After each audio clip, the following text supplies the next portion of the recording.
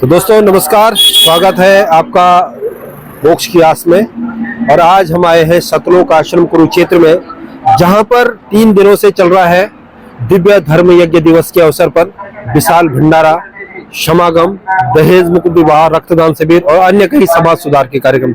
आज तीसरा दिन है और तीसरे दिन में क्या कुछ यहाँ पे हुआ, हम 3 दिन से लगातार यहाँ पे बने हुए हैं। हर एक व्यवस्था को बारीकी से देख रहे हैं, हर एक चीज को बिल्कुल गहरी नजर से देख रहे हैं। क्या इनका उद्देश्य है, क्या भंडारे कराने का उद्देश्य है, दिव्य धर्म यज्ञ दिवस क्या होता है। और आज यहाँ से सारे श्रद्धालु 3 दिन के समागम के बाद अपने अपने घरों को जा रहे हैं। कुछ लेकर जा रहे हैं, क्या वो लेकर जा रहे हैं, क्या उनको मिला है 3 दिन में, ये सब जानेंगे हम अंदर श्रद्धालुओं से बातचीत करके। और आप बने रहिए हमारे साथ, लेके चलते हैं हम आगे। तो हम सतलोक आश्रम कुरुक्षेत्र के मुख्य द्वार पर आ चुके हैं और सतलोक आश्रम कुरुक्षेत्र में जो 3 दिवसीय महासमागम हुआ, आज यहाँ पे खाली खाली सा लग रहा है। भक्तों में एक उमंग है, कुछ लेकर जा रहे हैं। यहाँ पे श्रद्धालु भी बैठे हुए हैं। मेरे पीछे आप देख रहे हैं, ये भंडारा तैयार हो रहा है। एक जैसे मायके से कोई ससुराल जाता है, इसी प्रकार से यहाँ पे जो भक्तजन संत रामपाल जी महाराज जी के आदेशानुसार हर किसी को घर के लिए भी भंडारा दिया जा रहा है। कि कोई ट्रेन में जाने वाला है, कोई बस से जाने वाला है, जिससे रास्ते में किसी भी प्रकार की कोई दिक्कत न हो, किसी भी प्रकार की उनको कोई परेशानी न हो। क्योंकि एक चीज़ आपको बताना चाहूँगा, संत रामपाल जी महाराज जी के जो अनुयायी हैं वो किसी भी प्रकार का नशा नहीं करते हैं, किसी भी प्रकार का मांस मीट से, सब चीज़ से दूर रहते हैं। और इसी प्रकार वो उन जगह भी नहीं खाते हैं जहां पर मीट मांस का उपयोग होता है। इससे जो भी श्रद्धालु अपने घरों को जाते हैं तो उनको साथ में ये सारी चीज़ें दी जाती हैं, वो जिससे उनको कहीं भी कोई दिक्कत ना आए। हम फिर आगे को बढ़ेंगे और यहाँ से हम श्रद्धालुओं के जो अनुभव है उनको भी हम जानने का प्रयास करेंगे। और जितने भी जो लोग हैं आज सब अपने अपने घरों को जा रहे हैं। ये सारी व्यवस्थाएं यहाँ पे देखिएगा, सब अपने लिए प्रसाद वगैरह जो भी चीज़ें हैं, उनके भक्ति से संबंधित चीज़ें हैं, वो अपने घरों को लेके जा रहे हैं। और यहाँ पे आगे की तरफ आप देखते हैं, एक तरफ भंडारा चल रहा है। ये भंडारा लगातार 3 दिन से ऐसे ही चल रहा है। और इस भंडारे का जो महत्व है ये बहुत ही अद्भुत है। इस भंडारे में कहते हैं कि खाना खाने से पेट भरता है, लेकिन भंडारे से क्या होता है कि पाप कर्म कटते हैं, पुण्य मिलते हैं। तो ये भंडारा आप देख सकते हैं, तीसरा दिन का भी शाम के बजे हैं, 7:45 हो चुके हैं और लगातार भंडारा लगातार जारी है। और आप देख सकते हैं सब जो भी श्रद्धालु अपने घरों को जा रहे हैं, भंडारा इसी तरह से बड़े ही प्रेम भाव से। और श्रद्धालु देखिए, अभी एक पोस्ट देख रहा था, उसमें कहा था कि मशीनों की तरह काम कर रहे हैं। तो ये देखिए बिल्कुल ऑटोमेटिक तरीके से उस साइड आप देखेंगे, उधर भंडारा जो बड़े बड़े बर्तनों में उनमें रख के बाल्टियों के माध्यम से और सेवादारों द्वारा बिल्कुल एक व्यवस्थित, जैसे कॉरपोरेट कंपनी होती है, उस कॉरपोरेट कंपनी में एक बकायदा एक गले का आईडी कार्ड होता है, एक बकायदा एक ड्रेसअप होता है। उसी प्रकार से इनके गले में टैग लगे हुए हैं। हर किसी के पास एक मतलब सिस्टमेटिक तरीके से बोलने का उनका एक तरीका है। दाल राम, सब्जी राम, हर चीज़ के पीछे राम लगा रहे हैं। और हर एक चीज़ जिससे कि नहीं खाने वाला होगा वो भी थोड़ा और खाएगा कि भगवान का नाम आ रहा है, तो इतने प्रेम भाव से कोई खिला रहा है, तो इससे एक श्रद्धा दिखती है। और संत रामपाल जी महाराज जी के जो अपने शिष्यों को जो इतना प्रेम भाव, इतना व्यवहार, इतना अच्छा चीज़ दिया हुआ है, उसकी बिल्कुल से सराहना होनी चाहिए। और कोई एक बिल्कुल टैग भी आवे, बिल्कुल कलर भी आप इनके चेंजेस देख रहे हैं, इसमें जैसे ऑरेंज कलर है, आगे ग्रीन कलर है। तो उसका भी ये है कि एक सेवा जो भंडारा करने वाले जो श्रद्धालु हैं उनको किसी भी प्रकार की कोई दिक्कत ना हो, और जिससे सबके पास समय पर वो सारे पकवान पहुंच जाए और उनको इंतजार न करना पड़े। तो ये आप विहंगम दृश्य भंडारे का आप देख रहे हैं। श्रद्धालु बड़े ही प्रेम भाव से यहाँ पे भंडारा करा रहे हैं। आप देख सकते हैं 3 दिन का समागम हुआ यहाँ पे, और समागम में लाखों लोग आए बिना प्रशासन के, और इतना बड़ा अनुशासन शायद इससे अलावा कहीं देखने को मिलेगा नहीं। इतना ज़्यादा अनुशासन, ये अनुशासन एक गुरु की प्रेरणा से ही होता है। कोई एक अच्छा लीडर होता है, एक अच्छा नेता होता है, और उसके साथ उसके एक आदेश पर बिल्कुल एक ऐसी व्यवस्था बनाना शायद कहीं देखने को नहीं मिलती। सिर्फ संत रामपाल जी महाराज जी के समागमों में ये सारी चीज़ें देखने को मिलती हैं। और ये जो व्यवस्था है, इसके लिए ये व्यवस्था अगर आपको देखनी है तो इनके जो समागम है उसमें आना पड़ेगा। और ये जो सेवादार है यहाँ पे बिल्कुल तरीके से, जैसा हमने बताया था कॉर्पोरेट स्तर होता है, कॉर्पोरेट में बिल्कुल नियमानुसार कि जो भी श्रद्धालु आने वाले हैं कि कहाँ लाइन खाली है, श्रद्धालुओं को दिक्कत न हो, और वो उसी लाइन में बैठेंगे।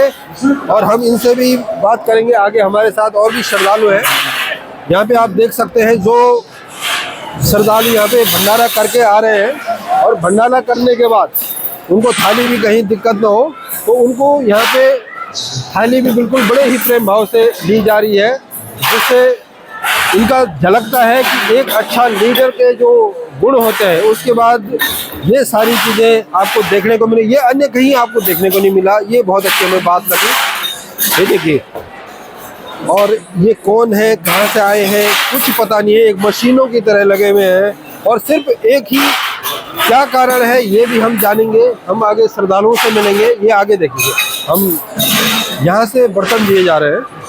तीसरा दिन है, जैसा कि बता रहे हैं, कई लोग चले गए हैं अपने घरों को सेवा करके, और कई लोग अभी यहीं पर हैं। और ये सारी व्यवस्थाएं आप देख सकते हैं सतलोक आश्रम कुरुक्षेत्र की। ऐसे ही 13 आश्रम और हैं जहां पर ये सारी व्यवस्थाएं हो रही हैं, और इस प्रकार से आप देख सकते हैं बिल्कुल प्रेम भाव आप झलक रहा है। और आज तक ये शायद कहीं देखने को नहीं मिलेगा। और हम प्रदर्शनी के बाहर आ चुके हैं। अभी तक हमने जो भी चीज़ें आपको दिखाई हैं, अभी आज यहाँ काफ़ी खाली खाली सा लग रहा है, लेकिन फिर भी ऐसा नहीं लग रहा कि बिल्कुल खाली, भरा हुआ है। कई लोग जा चुके हैं, कई लोग यहीं पर हैं, और इनमें जो भी चीज़ें हैं क्या यहाँ पे मिलने वाला है ये भी हम जानने का प्रयास करेंगे। और भी श्रद्धालु हैं तो ये बात करना नहीं चाहते, औरों से हम जानेंगे आगे। सामने आप देख सकते हैं वहाँ सत्संग चल रहा है, पंडाल यहाँ पे लगा हुआ है, और ये सतलोक आश्रम कुरुक्षेत्र है। और कुरुक्षेत्र में हम आगे को बढ़ेंगे, और ये देखिएगा अंदर प्रदर्शनी यहाँ पे थी, और उसके बाद सभी सारी चीज़ें यहाँ पे अपनी व्यवस्थाओं की अगली बार जो व्यवस्थाएं होंगी किस प्रकार से होंगी, कैसी होंगी, ये सारी चीज़ें हम आपको हर एक चीज़ का मुआयना कराएंगे। और आप ये देख सकते हैं ये नज़ारे सतलोक आश्रम कुरुक्षेत्र के।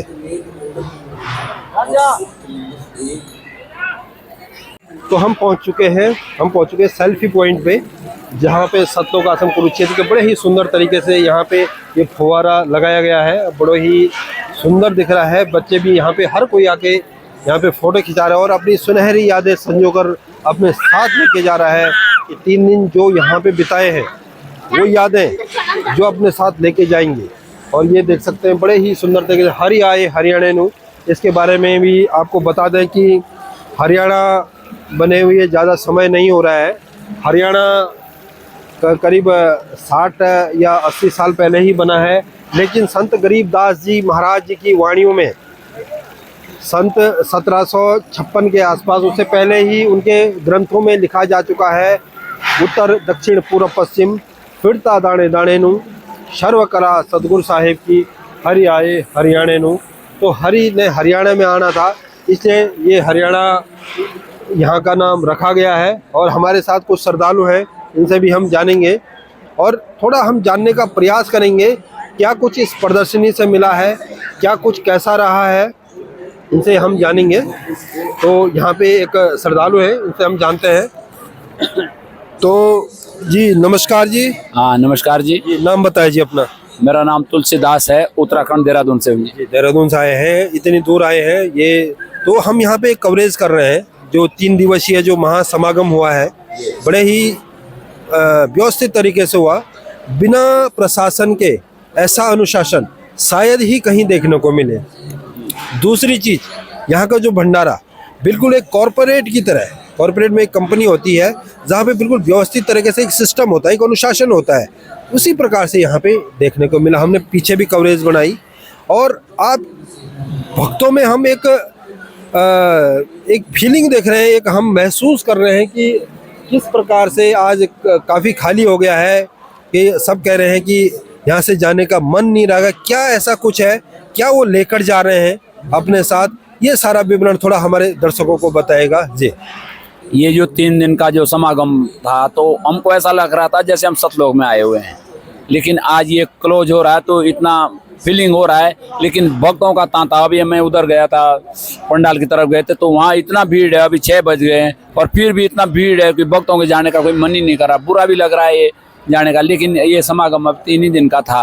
जाना तो पड़ेगा ही, यहाँ से जाना तो पड़ेगा ही, लेकिन 3 दिन में क्या यहाँ पे कुछ मिला कि इतने लालायत, इतना उत्साह क्यों है यहाँ पे आने के लिए, इसके बारे में थोड़ा। ये ऐसा लगता है जैसे यही हमारा घर है, क्योंकि यहाँ भगवान की चर्चा होती है, भगवान का यहाँ भंडारा होता है, सब भक्त आपस में मिलते, भगवान की चर्चा होती है, तो पता ही नहीं चलता कब सुबह से कब रात हो गई, ये पता ही नहीं चलता। आज थोड़ा बुरा सा लग रहा है जब ये खाली सा हो रहा है और कब ये क्लोज कर दिया सामान। तो अब कल हम भी यहाँ से जाएंगे, लेकिन ये समागम में अभी पहले इतनी भीड़ नहीं होती थी, लेकिन इस भंडारे में इतना भीड़ रहा। कल आज क्या कारण रहा, पहले थोड़ा कम रहा, इस बार ज्यादा क्या रही, क्या कारण ऐसा रहा कि इस बार थोड़ा ज्यादा भीड़? कल भी हमने देखा यहाँ पैर रखने की जगह नहीं थी और बिल्कुल व्यवस्थित तरीके से चल रहा था। क्या कारण है, इस बार बहुत ज्यादा भीड़ थी, लगभग सारे आश्रमों में और जगह से भी रिपोर्ट आई है। भगत जी, ये भीड़ का कारण ऐसा है कि जो संत रामपाल जी महाराज का जो ज्ञान है ना, वो दिन रात इतना फैल रहा है कि और नाम दीक्षा ले रहे हैं। अब ये 3 दिन में भी यहाँ सैकड़ों लोगों ने यहाँ नाम दीक्षा ली है, तो हर आश्रमों में, नामदानों में जो नाम दीक्षा ले रहे हैं, भक्तों की संख्या दिन रात जो है बढ़ रही है। और हर समागम में जो है ये यहाँ भक्तों की तादाद इतनी बढ़ रही है। ये इतने बड़े बड़े आश्रम ये अब छोटे पड़ने लग गए हैं। रात को देखा होगा हमने, कल भी और परसों भी, मतलब बाहर भी पूरा सोया हुआ थे। तो ये तो इस इन आश्रमों में परमात्मा ने इतनी व्यवस्था कर रही, कितनी सर्दी का थोड़ा अभी माहौल है, सर्दी एक चीज देखनी पड़ेगी, इतना सिस्टमेटिक तरीके से हो रहा है, कर कौन रहा है? लेकिन एक इंसान तो नहीं कर सकता है, कहीं भी आप देखते हैं ये तो इंसानों के काम नहीं। क्या ऐसा कारण है, क्यों, कैसे ये सारी इतनी व्यवस्था है? जहाँ वॉशरूम में जाओ कहीं गंदगी नहीं है, जहाँ भंडारा हो रहा है कहीं आपने देखो रोडों पे कहीं भंडारा लगा होता है, 50 आदमी उसमें खा कर जाते हैं, पत्तलें ऐसी पड़ी होती है, गिलास ऐसे पड़े होते हैं,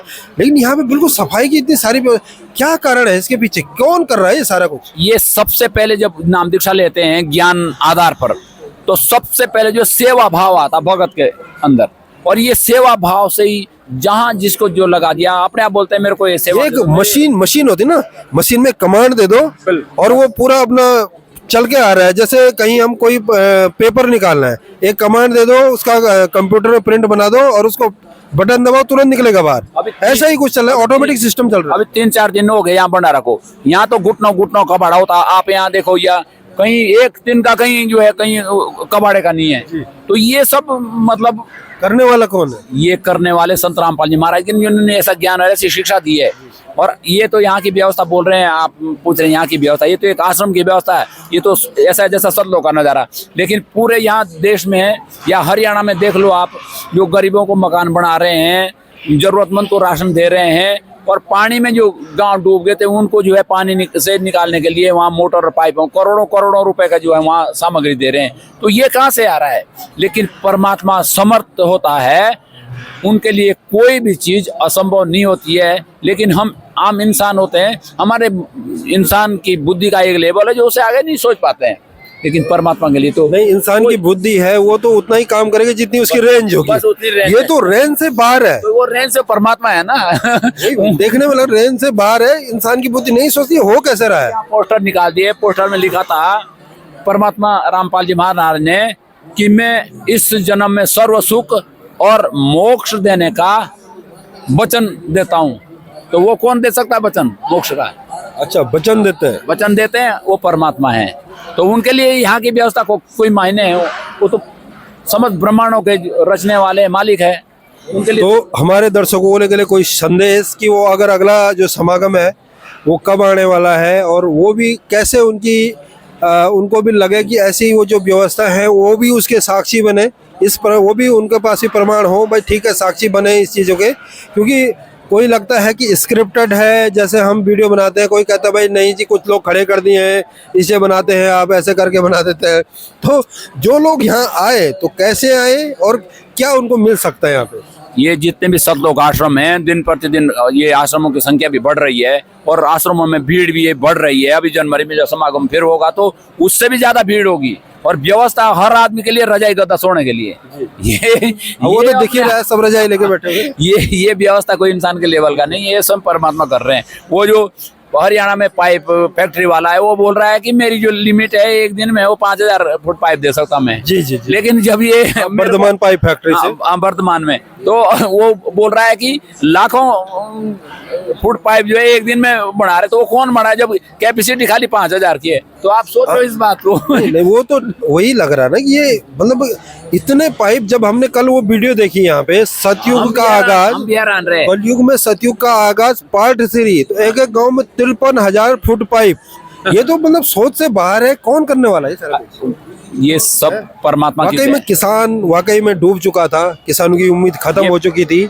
और हमारे कई मीडिया सहपाठी भी उसमें गए तो उसमें भी यही है कि वाकई में किसान डूब रहा था। अब देश मतलब अन्न ना हो तो ये जितने भी भौतिक सुख है ये भी बेकार है, पेट में अन्न नहीं जाएगा तो कुछ होगा नहीं। तो ऐसा क्या आप बताएं? परमात्मा ने वचन दे रखा है कि कलयुग मध्य सतयुग लाऊं, पर ताते बंदी छोड़ कहाँ हूं जी। तो ये वो समय आ गया है भगत जी कि कलयुग के बीच में ही सतयुग का आगाज हो गया है। तो हो चुका है। जितने भी देख रहे हैं ये पंडाल के अंदर, यहाँ जितने भी भगत यहाँ आते हैं वो सब विकार मुक्त है, उनके अंदर कोई ऐब नहीं रहा है। अच्छा, सब खत्म हो गया। नशे से, पत्ते से, चोरी से, चकारी से, लेन देन, रिश्वतखोरी, मतलब व्याभिचार, हर बुराई से मुक्त, हर बुराई से दूर हो चुके हैं बस। तो फिर इस कलयुग में स्वर्ग, ये धरती पे स्वर्ग आएगा, और कलयुग मध्य मतलब आप दावे के साथ कह सकते हैं कलयुग में मध्य सतयुग आएगा। 101%। जो हमारे जैसे शराबी कबाड़ी है, जो गांव में शराबी बोलते थे, जब हमारे को ऐसा बना दिया, देवतुल्य बना दिया है, तो औरों को क्यों नहीं बनेंगे? वो बनेंगे ज्ञान से। बिल्कुल, ये तो दिख ही रहा है कि सतयुग जैसा माहौल तो दिख रहा है। ये सतगुरु रामपाल महाराज जो ज्ञान दे रहे हैं, मतलब हम कैसे एक एग्जाम्पल के तौर पर इसको लेते, इतना छोटा सा ये आश्रम है और इसमें जो व्यवस्थाएं है सतयुग जैसा कुछ लग रहा है, तो अगर ये बृहद लेवल पर जाए तो क्या कुछ हो सकता है? यहाँ ये प्रैक्टिस हो रही है असल में। यहाँ अमर लोग है, सतलोक जानेगी। सतलोक, थोड़ा सतलोक के बारे में, सतलोक क्या है? ये सतलोक यहाँ है जहाँ जन्म मृत्यु नहीं होती है, जहाँ अमर पद है, जहाँ अमर काया, अमर शरीर की प्राप्ति होती है, जहाँ से फिर मृत्यु मंडल में वापस नहीं आना है। वहाँ मौत नहीं है, वहाँ बुढ़ापा नहीं है। तो वहाँ की तैयारी हो रही है, और तब वहाँ हम तब पहुँचेंगे जब यहाँ से हमारे सारे विकार खत्म होंगे हमारे अंदर। जब हमारे अंदर दया होगी, दया का भाव होगा, सेवा का भाव होगा, आदि नहीं आएगी हमारे अंदर। और वही प्रैक्टिस यहाँ चल रही है सतलोक आश्रमों में। अच्छा। और इसीलिए सारे बुराइयों को जो है हमने त्याग दिया है, ज्ञान आधार पर पूरा खत्म हो गया। बिल्कुल, सारी बुराइयां त्याग दी है। चलो, ये थे हमारे साथ तुलसीदास जी, और इन्होंने बहुत कुछ हम बताया है, हमारे दर्शकों को काफ़ी कुछ क्लियर कराया है, और कलयुग में सतयुग का आगाज कैसे है ये भी बताया है। और कोई संदेश कैसे कैसे वो पहुँचे आप तक? ये पूरे संसार के लिए ऐसा है कि ये सतगुरु रामपाल जी महाराज जो है ज्ञान दे रहे हैं, वेदों से, शास्त्रों से परमानेंट ज्ञान दे रहे हैं, जिससे हमारा ये जन्म मृत्यु का रोग हमेशा के लिए खत्म हो जाए और हम अमर लोक की प्राप्ति करिए। तो इसलिए ज्ञान गंगा पुस्तक है, और भी कई किताबें हैं। गीता तेरा ज्ञान अमृत है, जीने की राह है। शाम को 7:30 बजे साधना चैनल पर गुरु जी के प्रवचन आते हैं, उसको सुने। और ये समागम जब भी आते हैं तो इसमें पूरी दुनिया आमंत्रित होती है। नजदीकी समागम में आकर थोड़ा देख सकते हैं। हाँ बिल्कुल, जनवरी में फिर होने वाला। तो आप यहाँ किसी भी जो नजदीक सतलोक आश्रम है उसमें आकर आप इसका जो है फायदा उठाएं और इस ज्ञान का अनुसरण करें, और अपनी बुराइयों को त्याग कर यहाँ से मृत्यु लोक से अपना पीछा छुड़ाएं। चलो, धन्यवाद जी। सत साहिब। तो ये थे हमारे साथ अनुयायी, और ये आप देख सकते हैं पीछे सत्संग चल रहा है। तो इस वीडियो को हम यहीं पे एंड करते हैं, काफ़ी समय हो गया है। और इस वीडियो के साथ आपको छोड़े जाते हैं उस अंतिम दिन की ओर, जो दिव्य धर्म यज्ञ दिवस का तीसरा दिन है। और तीसरे दिन क्या कुछ रहा ये हमने आपको व्यवस्था दिखाई है। आप कमेंट करके ज़रूर बताइएगा हमारी रिपोर्ट कैसे लगी आपको, और क्या क्या इसमें आपको सच्चाई लगती है, कमेंट ज़रूर कीजिएगा। देखते रहिएगा आप मोक्ष की आस।